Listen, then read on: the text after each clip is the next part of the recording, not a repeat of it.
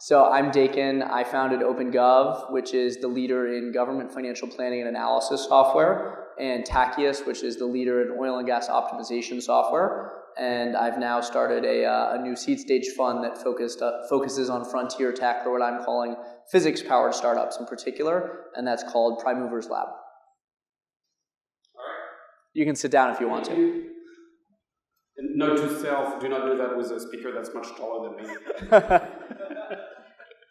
All right, so tell us about Tackiest in more detail. So you guys, you do optimization of energy production in oil and gas?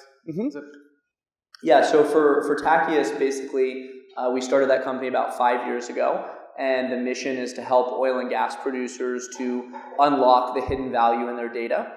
Effectively, we built a modeling framework that's 1,000 times faster than any other sort of simulation tool out there for the oil and gas industry.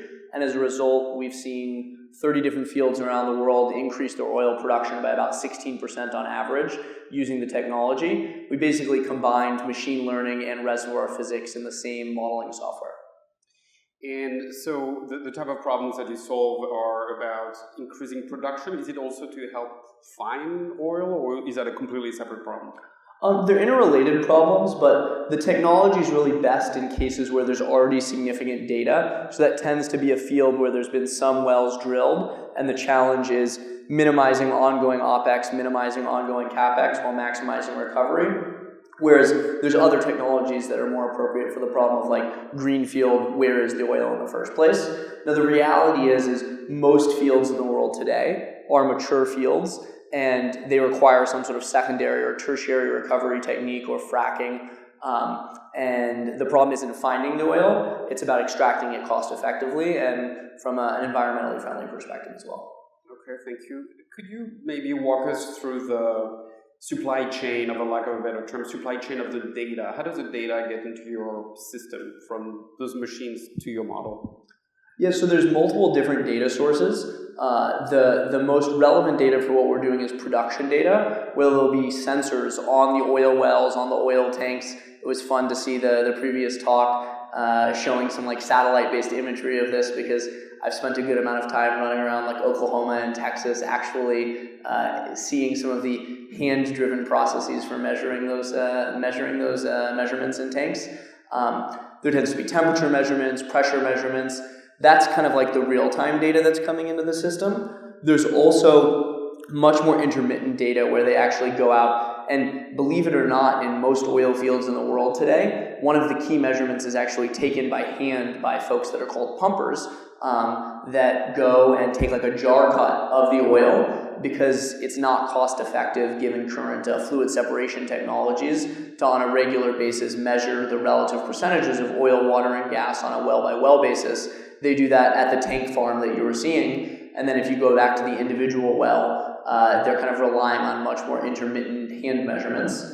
And then there's also a bunch of nuclear-related measurements that happen at the time of drilling the well, where they send various particles out into the reservoir and see rock properties and relative composition of the fluid out in the subsurface. Yeah. And the machines themselves, even the older ones, tend to have sensors? Is that yeah, I mean, over the last decade, there's been tens of billions of dollars deployed in the oil patch for gathering new data. The real challenge today is organizing all that data. And so a lot of it is just sitting there unused. And if you ask most oil and gas CIOs, their biggest challenge is, how do I find the value in this massive amount of data that I've invested in collecting? I see someone over there that knows the oil industry well, because he's nodding along. And since we talk a lot about the Internet of Things here, those sensors are connected to the Internet, or how do you extract the data from the machines? Yeah, usually they'll have some sort of like private edge network in the field that's gathering all that data and relaying it back to like a home office. And then usually there's actually multiple networks that are not necessarily talking to each other that are then showing up in different databases. So part of what we actually have to do often at the beginning is help connect up these different data sources so that you can start to gather some of the insights and do some of the more sophisticated analysis that leads to real decision-making value. You said something very interesting. I was wondering if you could double click on this. So what was it, combining the physical constraints or the constraints of physics with the machine learning? What does that mean? Yeah, so we actually coined this term data physics, which is basically the synthesis of data science and physics. So pretty much all of our, and there's 20 different ways we're using this, but the core one is we're actually using artificial neural networks to solve the partial differential equations that govern fluid flow in the subsurface. So any model that's built in a data physics framework is one that honors all of the relevant and known physics, which is really important in these old school industries like oil and gas, because you're not gonna walk in and explain to a petroleum engineer with 25 years experience that his experience is irrelevant, and you'd also be wrong. He knows a lot about the field that he's working on. At the same time, he's looking for solutions that are much faster, because traditionally it would have taken like a year to build up by hand the simulation model that's being used to govern long-range decisions in that field. And that's just not feasible for short-term decision-making. For short-term decision-making, you need to be using the day-to-day decisions that are day-to-day data that's being gathered. And so that's the big benefit we're getting from the machine learning, is much faster mathematical approaches for solving the same PDEs that have been historically used in the industry for a long time. Oh, interesting. So is that the, I was going to say the only advantage, obviously that's a massive advantage, but the prime benefit of machine learning is speed as opposed to being able to predict faster and more accurately? Yeah, so we actually started off trying just pure machine learning models, and given the level of sophistication of modeling that already exists in this industry and many others that I've observed, often you don't get more accurate models because part of the problem is you have messy, complex industrial data that requires either some understanding of the actual science that's relevant there to kind of fill in the missing pieces and to give you the constraints and the limitations, or some human insight. And so our system takes both of those into account and way outperforms pure machine learning models because it has an understanding of the physics and has an understanding of the data. How do you sell any of this? I mean, you sort of alluded to this. I mean, you're a startup person with like a math background, and then when you go to Texas and try to sell your system to people who've been doing this for decades, how does that work? Yeah, a lot of hard work. So we've been building the company for 5 years, and it took a lot of time to break into the industry. I think the first step is going and finding like an early adopter or a champion. And one of the techniques I like to use is if you found someone that you think is a good fit, get like 3 introductions to them from people they know on the same day, and they go into that meeting with you positively inclined. And then from there, the beauty of these types of industries is it's small networks. You know, they call it the good old boy network in Texas. And once you have one of these guys working with you and trusting you and seeing the financial impact it's had on their business, they send you down the road to the next guy, and then they send you down the road to the next guy, and you can grow kind of through word of mouth like that. But ultimately, to scale, what we've done is we have customer success folks that worked at Schlumberger and at Halliburton and at Baker Hughes and a lot of the big service companies that are now the face for us in each of these industries, or in each of these regions, helping us to distribute this and to gain a lot more traction than we could just being Silicon Valley tech guys. And initially, how did you demonstrate value? Did you do back testing on their previous data? Yeah, step 1 is back testing, where you see that you can predict accurately and you compare, if you had been using this software, what would the impact have been on production? And then step 2 is actually they do it in the field and make changes and see the oil show up on the Ursa satellites. And this is a multi-trillion-dollar industry, presumably, which is dominated by the Siemens of the world and other large companies. As a small startup, how do you get your foot in the door, and how do you compete, I guess? Yeah, I mean, as a startup, I think probably there's a lot of shared mind space around this audience, that startups actually have a big advantage in that context, in that we can move really fast when it comes to something that's cutting edge. We're looking to the next step. A lot of these bigger service companies, in particular in the oil and gas industry, their strategy is to buy startups rather than to go try and compete with these kind of next generation technologies. So frankly, we haven't seen a tremendous amount of competition from the big guys. They've done us a huge favor because they go market a lot of this stuff, even though they haven't built it yet. and then we can kind of go deliver upon the big promises that they're making to their customers. Yeah, and still on the go-to-market question, which I spend more time on because I know from working with a lot of startups that from a technical standpoint, if you're a machine learning startup, typically you're gonna do better. But the problem is how to sell it right in the industry. So how did you build both expertise and credibility from a team perspective? Yeah, so I think this is absolutely critical. If you're selling into an old world industry, you better expect to hire talent from that industry that has pre-existing relationships. So we hired our first petroleum engineer about like 6 months into the company's life, and that was for what role? At that time, it was just called petroleum engineer. Okay. But they ended up testing the product. They ended up deploying it to customers. They ended up doing technical sales, and then we ended up building out like a whole set of other folks that also had the title petroleum engineer, various levels, senior, director, manager, and that was critical because my experience is folks in these industries want you to show up and say, for lack of a better way of putting it, I'm Mark Zuckerberg and I'm here to save your life or whatever, but they want you to do that with context and understanding of like the particular problems that they're dealing with, and you just can't get deep enough in their world unless you have that in-house as DNA as part of your team. Now, how do you raise money? So a lot of the deep tech startups have the same problem, which is that it takes a long time to build a product, it takes a long time to get that first customer, and then you show up in front of VCs like me and others with metrics which are comparatively lower compared to your, SaaS company, for example. How did you do that? Is that because of your background, or how did you solve? Well, I have to say one thing that will probably transition what we're talking about, which is come talk to Prime Movers Lab. That's specifically what we're looking for, is companies that aren't going to have your traditional metrics because they're building something different and special and isn't going to fit a mold.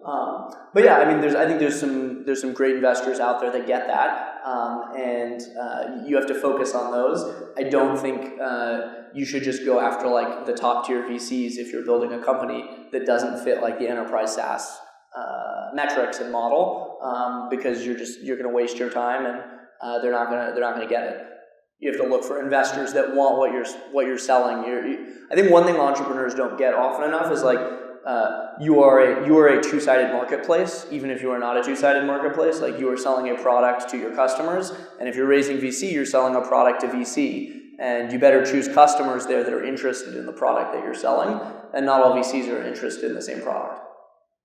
Very good. So precisely to this point, so tell us about your investing activity, which you just started, right? Is that correct? Mm-hmm. Yeah, we started the fund just at the end of the summer. So we've invested in a couple different things. One is actually a company that's doing connecting flights in space and making it about a third of the cost to move things around in space. It's called Momentus. They've literally actually figured out how to turn water into rocket fuel. So it's a lot more cost effective, efficient, safe, and capitalizes on a lot of the opportunity that was on I think the fourth slide in Ursa. That's an example of the type of thing we're doing. We're looking at things in advanced AI. We're looking at things in augmented reality. One of our companies is actually targeting anti-aging related diseases with a novel, much faster gene therapy platform. It's kind of a pretty broad set of technologies, and the unifying theme is there's some sort of like really defensible novel scientific IP that allows them to access like a multi-billion-dollar market. So you're presumably looking for very technical founders? Yes. Yeah, it's hard for me to imagine a lot of the companies that we're looking at being built without technical founders. And you do seed or pre-seed? Yeah, so we're actually, the second thing that I think makes us fairly unique is we're only investing in 10 primary companies at the seed stage so that we can work really closely with those companies and help them. We actually have like a full-time creative director on the team. We have an executive coach. We have a CTO who used to run Lawrence Livermore National Labs. So we're trying to be really value added to those 10 particular companies that we invest in. We will do 20 smaller like pre-seed checks that could later become seed checks as well. But we're just really focused on like a very narrow portfolio. Great. All right. So let's do some quick deep dive in some of those industries. So maybe let's start with AI. What do you think is interesting or less interesting from an investing standpoint? This may be a little bit controversial. Actually, it's probably a lot controversial. I think AI is pretty done, actually.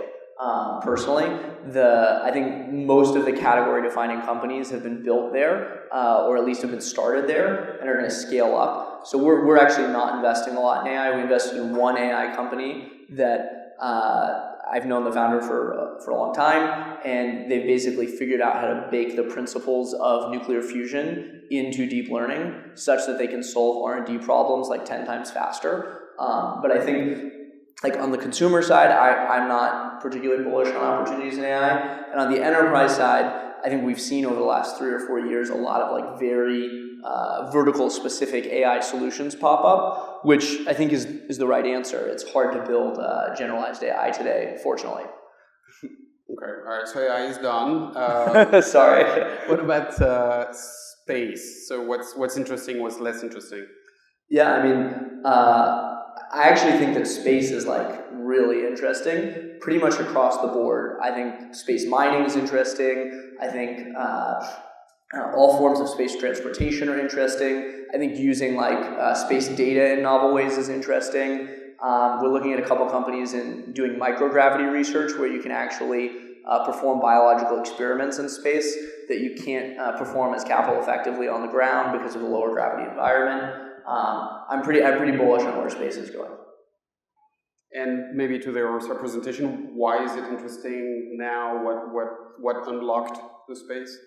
Yeah, I mean, one thing is you just have a lot more stuff going up. So it's hard to be interesting if there's not much stuff going up there. The things that SpaceX has done and Blue Origin's doing and Virgin's doing have, I think, the potential to dramatically increase the usage of space cost effectively. That's the primary driving factor, right? Like, there's a lot of reasons why being off the surface of the planet is compelling, but it doesn't make sense until you have low enough transportation costs, which is kind of the point that we're reaching. Yeah. And it's interesting to invest now because the market will happen in 5 or 10 years, or do you think the market is happening right now? Oh yeah, I think that there's enough market today if you're choosing the right companies that, I mean, one of the companies, Momentus, that we invested in had $400 million of LOIs pre-launch. So you can build pretty sizable businesses here today. 400 million of LOI? Yeah. Okay, so it's like a good investment. I'll send it to you after. What else? What else is interesting? In terms of vertical? Yeah. So one of the things that we also do that is a little atypical is energy tech. Obviously, given the background, so we're looking at some really interesting approaches to batteries. Now, batteries, obviously, there's a lot of attention on, but I think one of the things that's underpaid attention to is kind of long-term grid scale storage, and it's a really hard problem. But I think there's some really promising things there. I think water infrastructure is an area that's obviously really important to the future of our world. And I'm kind of throwing some ideas out there that I haven't yet seen like the right answer for, but they're just like areas that we should all be paying attention to. And what's water infrastructure? I don't even know. Is that okay? So I think two things. So one is if you look at like the U.S. sewage system.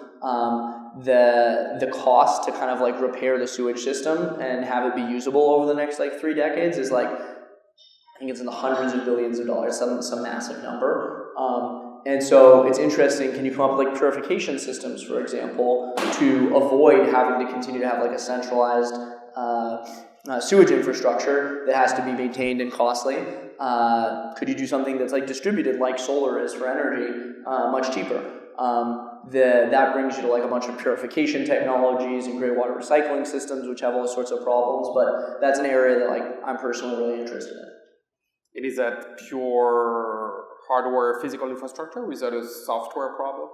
A lot of people like ask, is there a software in this stuff? And I think the answer is everything is going to have a software component today. The reality of why all of these types of companies can be built with venture-style returns and being more capital efficient at this point that they couldn't before is you just have software eating every area of the world, and that digitization makes it possible to do things, on a tenth of the budget that it was the case before. And what else? Any When you've pretty much changed the entire world already, like anything left? I mean, we're crazy, right? We're looking at nuclear fusion. We're looking at quantum computing. We're looking at a lot of different areas, and we as a team come from like a pretty technical background, and so that's why we've chosen to do that. Is we think we can kind of contribute to the world in that area, and hopefully make sure capital is flowing to the wise things rather than the unwise things in these areas. A little bit to this point, how do you diligence an investment? You guys may be very technical, but you're not going to know everything about everything. Yeah, fortunately, we kind of have this like network of experts in the like 20 key areas that we're touching that we can kind of call in to help us dig in a particular area. Also, the good news is the difference between like the legitimate things and the illegitimate things is like, it's easy to tell on the surface, like, does this fit in the bucket of things like that's really worth digging into?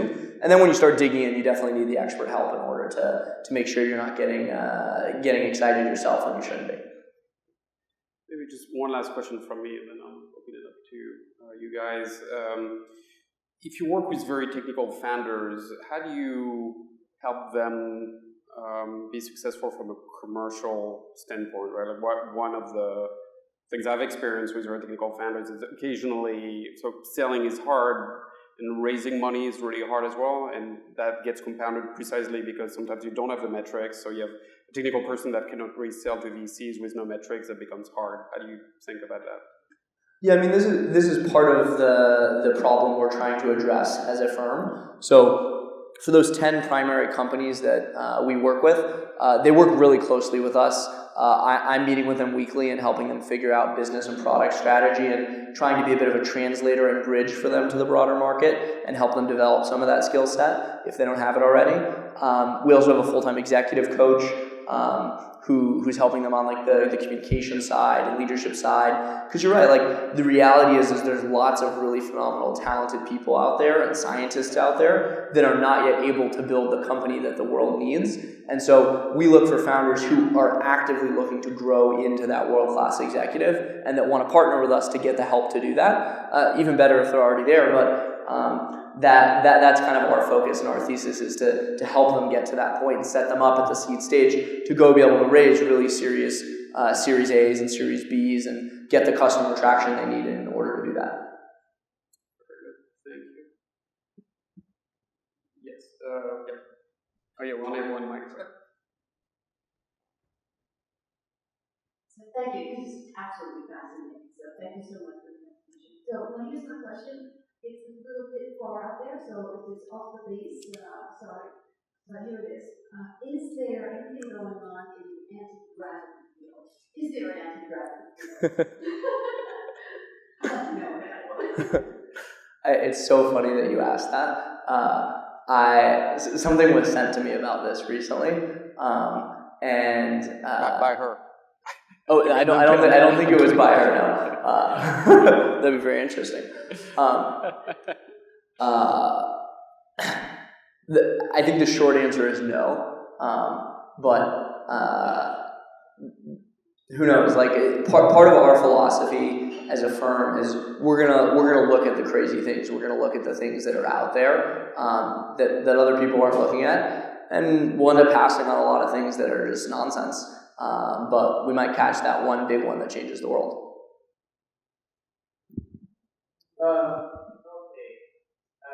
Thank you for the presentation. My question is, are the space companies limited so far to low Earth orbit, or do you have any companies beyond that? And that question also goes for Adam as well. But I can ask him after. Yeah, so Momentus is basically providing like connecting flights in space.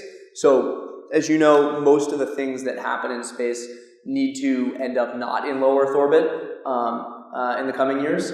And so what they're doing is like you might launch like a satellite like out to like low Earth orbit like using like a Falcon Heavy, and then Momentus is providing a service that will ferry that out to its like ultimate destination, and then can like do like small orbital maneuvers there, and can actually ultimately be reused and taken around to multiple different payloads and change their angles of inclination and change their orbits. So yes, it's going beyond low Earth orbit. It's even good for like deep space missions and lunar missions as well that wouldn't otherwise be possible with current technology for those payloads.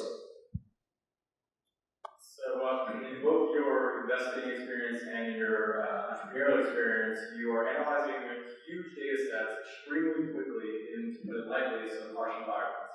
So at what point do you outsource any sort of edge analytics or cloud computing tech? And when you see companies that do it in-house, what are some of the considerations that you look at? Yeah, I mean, in all of the companies I've built, we've used outsourced hardware for that. I think that's like just a different level of expertise that you need to optimize the systems you're describing. And that wasn't like the core value proposition we were delivering to customers. I also think one thing we've been particularly good at and is a philosophy of myself and the teams I've worked with is often you don't actually need most of the data that are in these very large data sets. And one of the biggest values you can bring is intelligently dropping 98% of the data and focusing on the 2% that has insight that's relevant to the business. And I think in almost every situation where people are using the term big data, there's actually opportunities to switch to using medium data and using that medium data really intelligently to drive real business value rather than putzing around with the big data where a lot of it is just not relevant.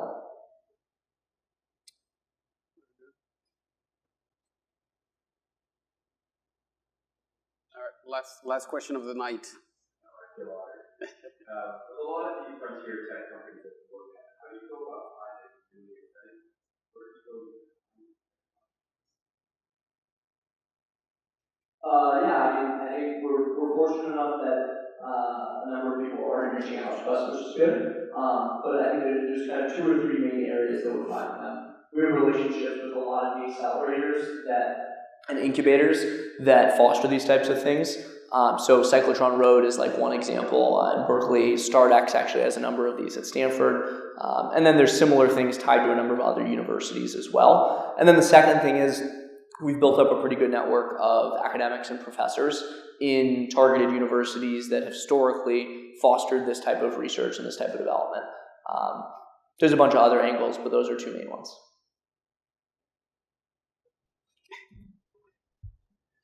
All right. On this note, this was terrific. Thank you so much for joining us. Really enjoyed it. Thank you. Thank you.